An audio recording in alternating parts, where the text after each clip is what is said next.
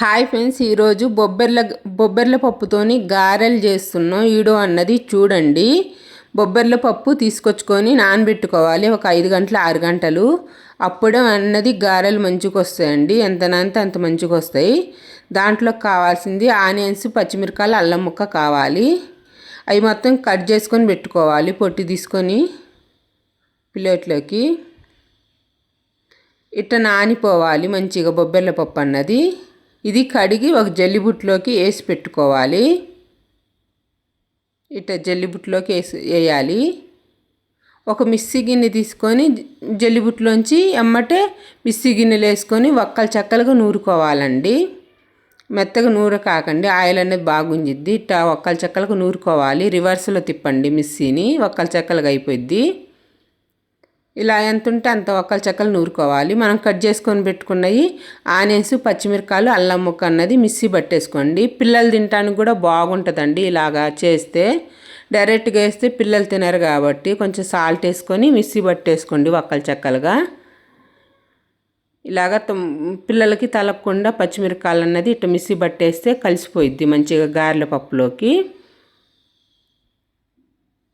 కొంచెం జీలకర్ర వేసుకోవాలి. కొంచెం పసుపు వేసుకోండి. కరివేపాకు వేసుకోండి.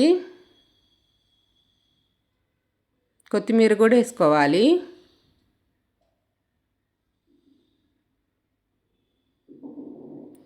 సాల్ట్ సరిపోయినంత వేసుకోండి. ఫస్ట్ మనం సాల్ట్ వేసినాం కాబట్టి దీంట్లో చూసేసుకోవాలి.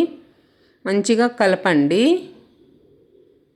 గారెల పప్పు అనేది వాటర్ అస్సలకి ఒక్క చుక్క కూడా వాటర్ వేయొద్దండి. దాంట్లో పప్పే మిక్సీ రివర్స్ తిప్పేస్తే మెదిగిపోయిద్ది. వాటర్ కాకండి. వాటర్ వేస్తే గారెలకి ఆయిల్ అన్నది ఎక్కువ లాగిద్ది.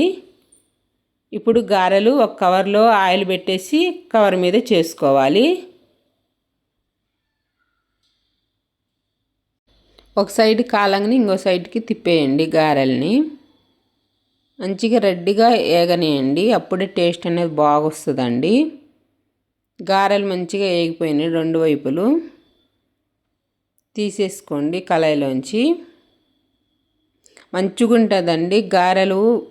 బొబ్బర్ల పప్పుతోని గారెలు చేసుకోవటం మంచిగా ఉంటుంది. ఒకసారి ట్రై చేయండి, బాగుంటుంది. ఇప్పుడు నేను చెప్పిన అలాగా చేయండి, మంచిగా ఉంటుంది. ఆయిల్ అన్నది అస్సలు గుంజదండి. పచ్చిమిరకాయల పచ్చడితోనైనా కారపొడితోనైనా బాగుంటుందండి. బొబ్బర్ల గారెలు రెడీ అయింది. వీడియో అన్నది చూడండి.